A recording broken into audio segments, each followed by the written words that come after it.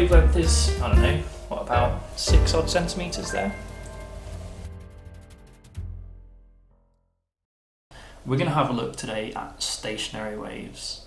Stationary waves are formed when two progressive waves travelling in opposite directions superpose. And they form a wave that stores energy in pockets rather than transferring it between locations. So a stationary wave stores energy in pockets.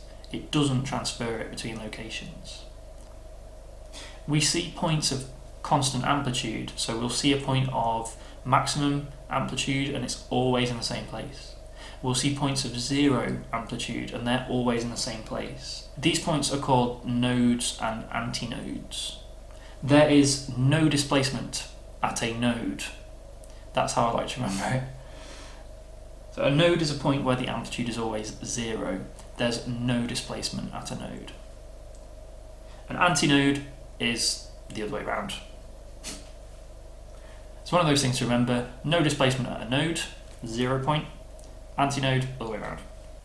The distance between any two nodes is half a wavelength, and it's the same for any two antinodes. So as areas of no displacement, they appear half a wavelength away from each other, and the same with the antinodes just shifted through 90 degrees.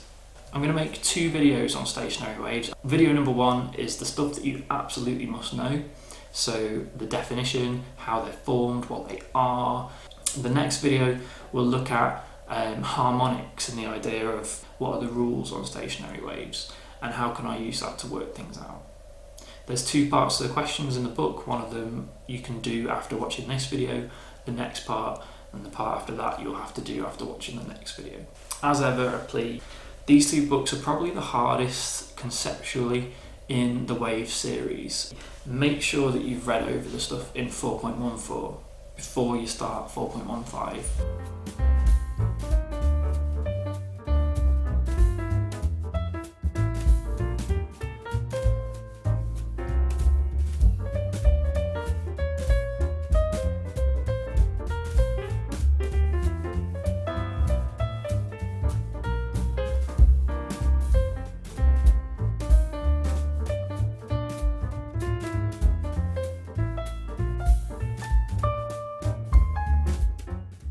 In your books you've got a picture of 2 waves on the graph.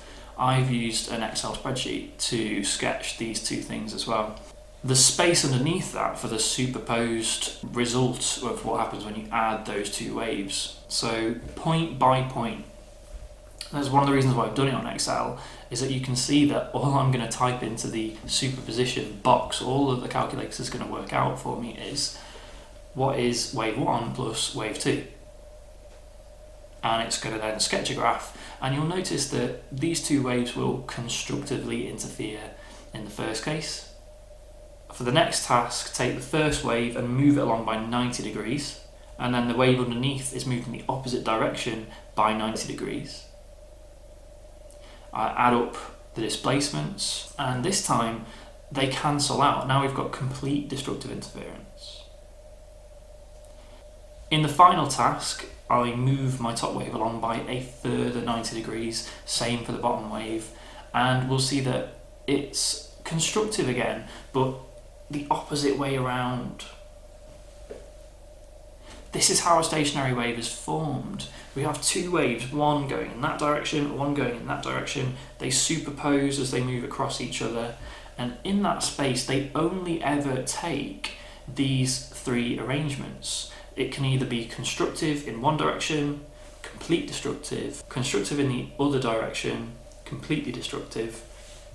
And if I animate through this, if I keep iterating this, you'll notice that it just oscillates between those 2 positions. Constructive, destructive, constructive, destructive, and back again in a full time period.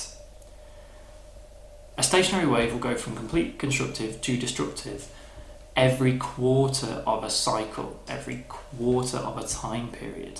So if you're told it takes 0.02 of a second to go from constructive to destructive, that means that your time period is 4 times that. because it will have taken a quarter of a cycle. That is something to know. It takes a quarter of a cycle to go from constructive to destructive. This can happen on any type of wave, and one of the easiest places to make it happen, to demonstrate a stationary wave, is on a string, hence the picture that I started with in this video. On a string, if you have some kind of vibration generator and just a pulley or somewhere where it's tight, you can generate a standing wave on a string. It's a dead easy idea. Wave transmitted from the vibration generator along to the pulley, it's reflected back on itself. The incoming and the reflected waves superpose, forming areas where there are maximum constructive interference and where there is destructive interference, a stationary wave. This is a dead standard answer. Make sure, if nothing else, you learn this. Because guess what? You can replace string with microwave. You could replace microwave with water wave. You could replace that with sound wave. Stationary waves are always formed in the same way, using this same idea. The incoming wave will be reflected off something, it will superpose, or the reflected wave will superpose with the incoming wave, and a stationary wave will be formed. This is a standard answer, keeping it basic about stationary waves. You could be asked how they form, that's reflection, superposition. You can also be asked, what will a detector detect? In this standard answer, you've got a microwave transmitter, a detector, which we're going to move, and this is a reflecting surface, so just a piece of metal. And that means that when you move the detector, you're going to detect the nodes and the antinodes of that stationary wave. Right, so it's a describe and explain.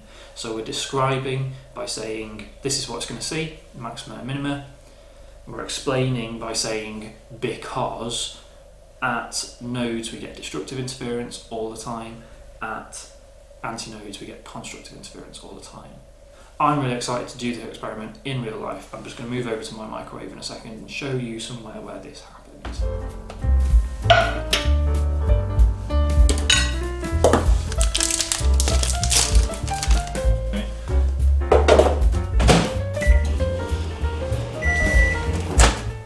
This chocolate is microwave proof.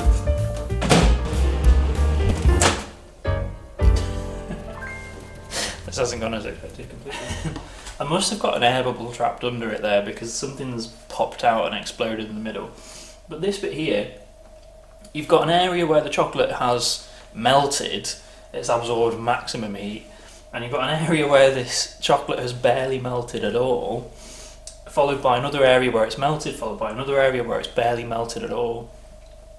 This because inside your microwave is a standing wave. The microwave is emitted from one side and reflected on the other.